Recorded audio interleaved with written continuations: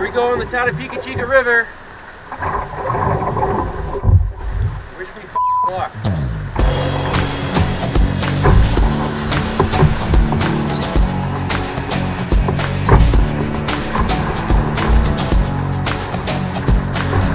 The Tatachikapika River is a lost canoe route located southeast of Timmins, Ontario. Hoping to take advantage of the high waters, in early May of 2018, I headed out for an ice-out solo descent of the river.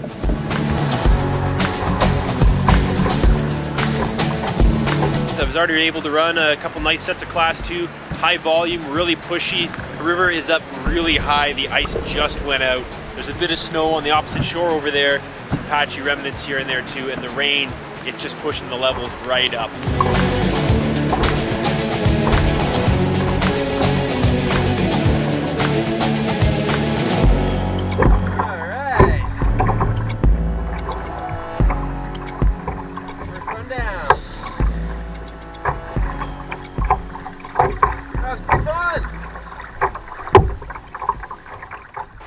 Alright, I'm here on the Tatachikapika River, just south of Timmins, Ontario, in the boreal forest, for my first canoe trip of 2018. And yeah, it's already started off fairly interesting. I'm camped here in this old burned out area. Actually, I got to camp, it was pouring rain, could not really get any footage at all. And to make matters worse, the only really suitable campsite around here is in this old burn area. And I had to clear it for about 2 hours, just down trees everywhere. And to be honest, I'm glad it's a calm night because some of these standing timber are a little sketchy. But yeah, I camped right beside some nice rapids. So far, it's been good. I've only gone about 3K from where I parked the car, and I'm just happy the rain stopped because it's only about 8 degrees and it was pretty cold. You're cutting through the forest here, trying to open up the path, get to the campsite. I was sweating in my dry suit, took the dry suit off, put the rain gear on, then you get soaked. So either way, you're damp or cold. Yeah, we got steak all done up. It's been marinated for 2 days straight. A bit of peppercorn, some teriyaki. I got some mushrooms over there, just finishing up too. It's gonna be a delicious night. Got some beer as well.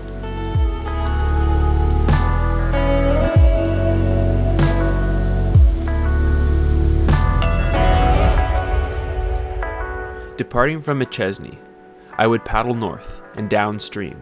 The first stretches of the route are fairly placid, with the few odd rapid, before the river enters Misquamish Lake. From here, the waters pick up speed and tumble over a series of ever-increasing rapids.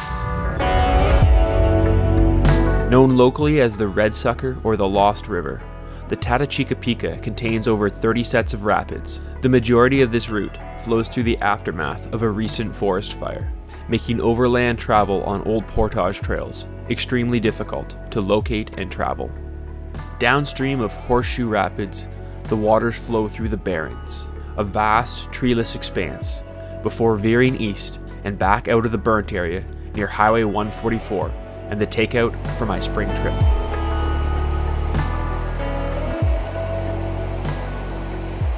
Can't wait to get on the rest of this river. There's going to be a lot of fun rapids. I'm hoping that the portages aren't as bad as this, or it's going to be a long slog down this river if I can't run some of this stuff. Thankfully, it looks like most of them are fairly short, but there is a 1.4K portage that I'm a little apprehensive about. So we'll see. Hopefully it's not in the burned out area, and hopefully there's a good set of rapids I can run there.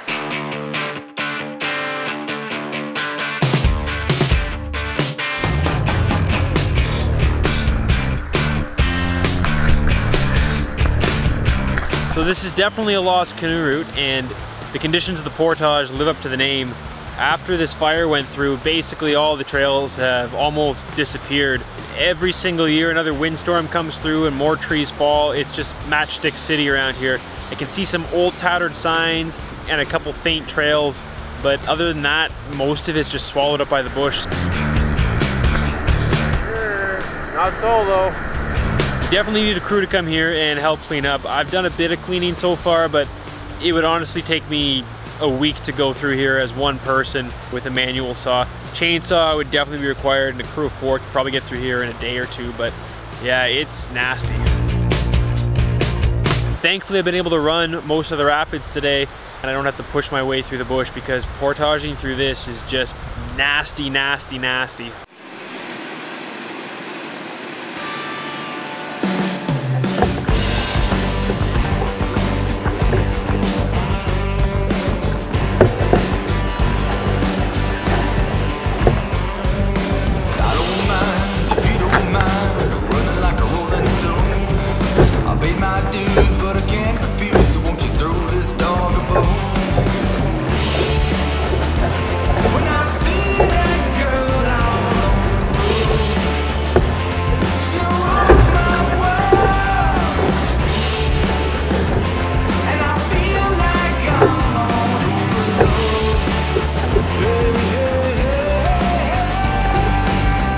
Just ran a set of about 1.4 kilometers of constant class 1, class 2. The high volume of the spring flow is just amazing for running down these rivers right now. There's a lot of ice still clinging to the banks in these shaded sections here, and there's actually some chunks going down the river with me. I thought I was hitting some rocks, but there's actually some floating chunks of ice going through there. Pretty easy going, a lot of pushy waves though, and a lot of fun. So we got some more portages up ahead. We'll see what's in store for us. Maybe we can run some more rapids.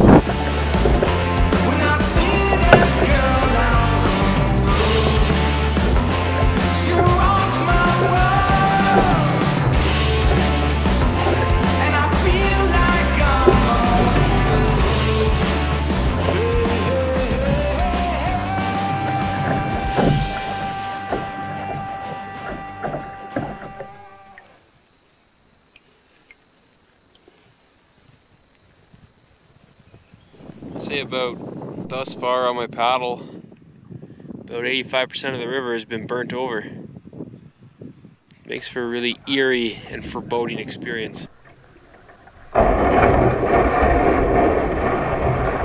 Awesome. So the river's wide open, but the lake sheet is not. We're gonna see if we can push through that slush ice. Else we might be able to, I don't know, get down the shore. It's only like 100 meters tops I gotta go. And then it's open water from here on in.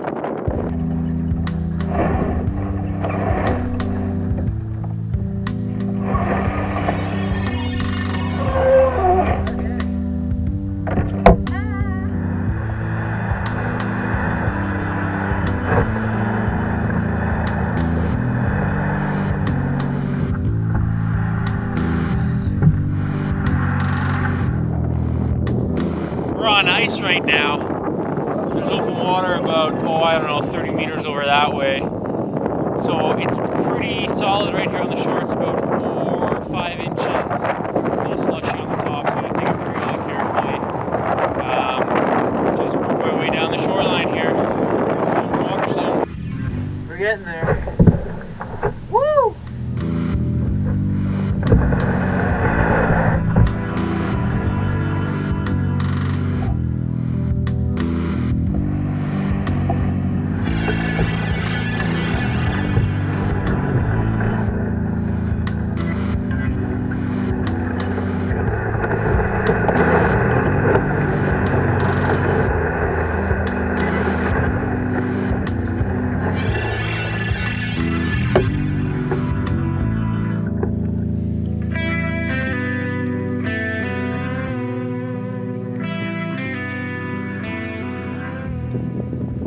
So when you're trying to retrace a lost canoe route, you're really gonna have to do a bit of hunting to find some of the signs that you're still on course.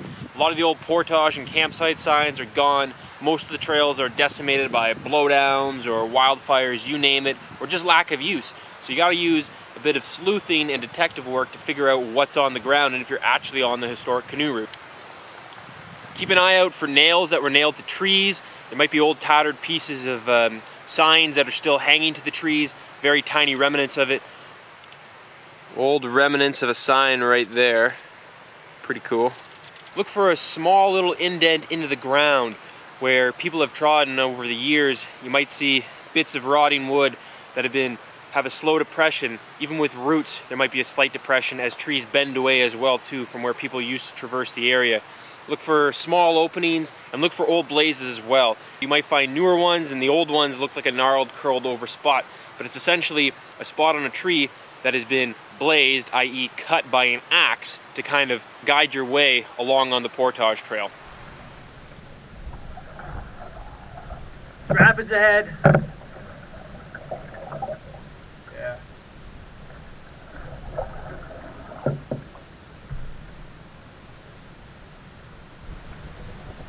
Pretty meaty.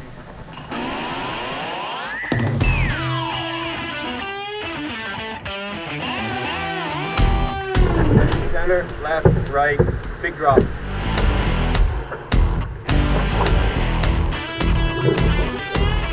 Go! Woo!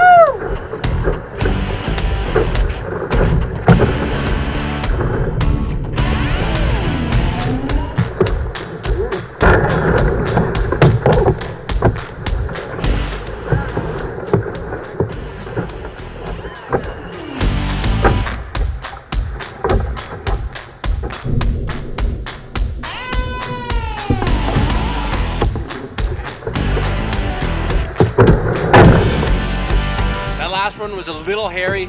I didn't get my line set up the way I wanted to get it set up, and I didn't brace in time either. Thankfully, man, this Moisie, man, she rolls. So recovered from that, no problem. Ran the rest of the rapid without incidents. Only got a bit of water in the boat too.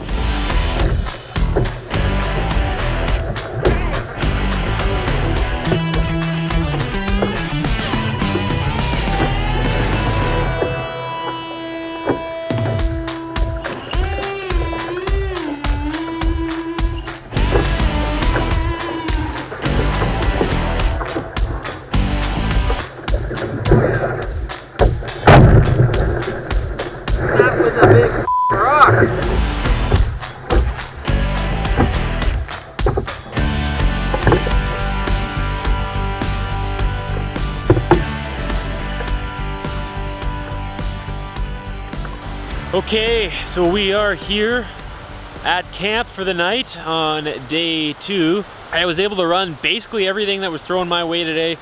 Only one ledge I didn't run, and this big class 4 system behind me right here I didn't run either. But it's perfect because there was actually a portage at this set of rapids, and I was able to get a nice flat spot. It's pretty wide, it's pretty open. It is burnt over like everything else on this river so far. I paddled for about 30 kilometers today, and I only saw a couple little patches of trees that didn't get burnt over. I've barely seen any greenery whatsoever, except for some of the new jack pine coming up and a couple sections where small pockets of forest weren't burned. It's a little eerie camping underneath some of these creaking old jack pine and spruce, but there really is nothing much out around here else to camp under. But other than that, it's pretty eerie out here. It'd be a really spooky Halloween type river to paddle.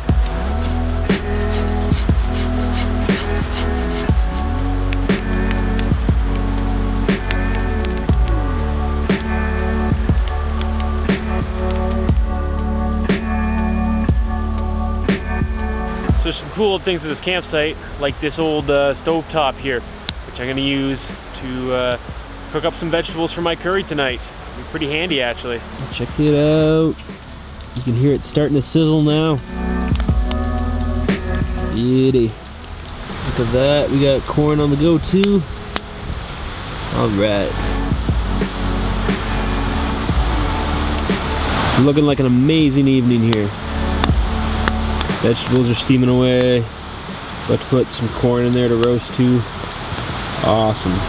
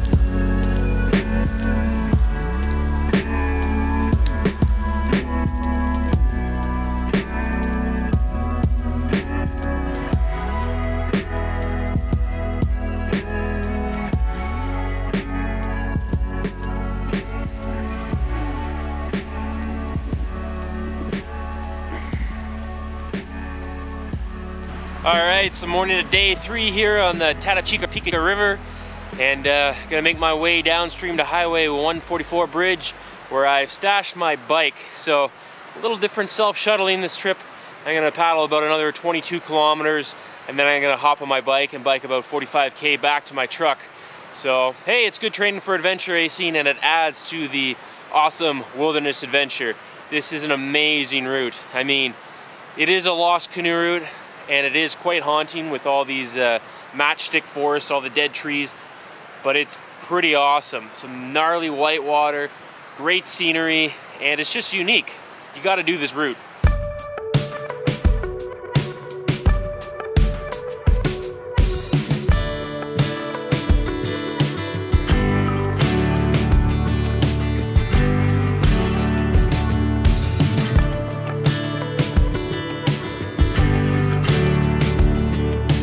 Really barren landscape out here. Either it was the most intense part of the fire or they did a preemptive cut as the flames were advancing to protect some of the logging blocks back further inland. Either that or they came through and salvage cut, but it is pretty barren out here. I feel like I'm north of the tree line right now, not just south of Timmins on a boreal river. Anyways, it's pretty cool. I got lots of swifts here, so the ride's going pretty fast.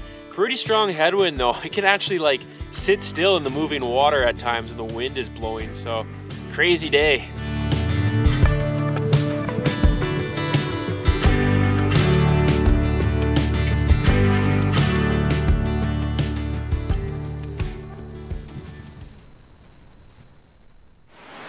Alright, so I'm on the final portage of the river. This is really only the first major portage I've done all trip. I did go through and I cleared it and I signed it. There's even a campsite here, which we've cleaned up a bit too. I mean, most of these portages don't really exist. This one bypasses a fairly major, well, spring flow right now, it's a class 3. I don't really want to run it in an open boat by myself, so I'm gonna portage. Yeah, everything else, at least at spring flows, is runnable. I guess later in the season, you might be lining or wading your way along, but these portages are in desperate need of some TLC, and in a weekend trip, I can only clear up 3 out of the 14.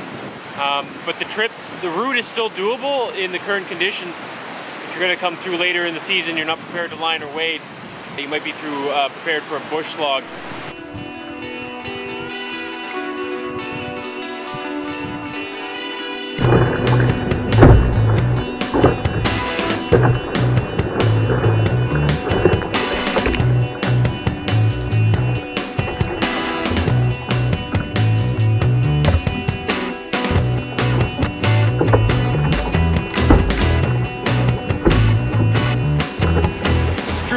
Canoe route, but that's what makes it interesting. I desperately need some help coming through here, not just one person clearing and signing things. It needs a team, but you can paddle it in its current state. It is a bit difficult, but it's worth it.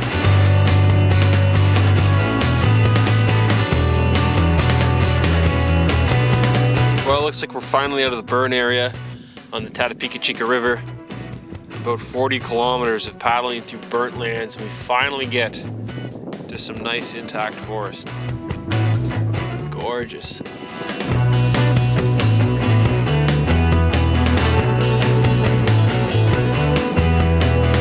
Alright, we're done the trip down the Tatachikapika River. However, this is a solo trip and I only have one vehicle and didn't arrange with anyone else. But I did lock my bike up here, so now I'm gonna bike back about 45 kilometers to get my truck. So I'm thinking with these conditions, with my mountain bike and whatnot too, because it's a bit of a mixture of gravel and asphalt, probably gonna take me an hour and a half, 2 hours at most, so I should be back here at around 7 o'clock. All in all, one fantastic trip. Awesome river.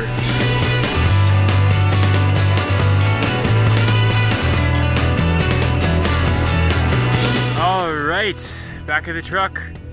Gorgeous bike ride. It took about an hour and 20 to go 42k there, and it was wonderful. Sun is shining, nice little breeze. Beautiful day for a bike and a paddle.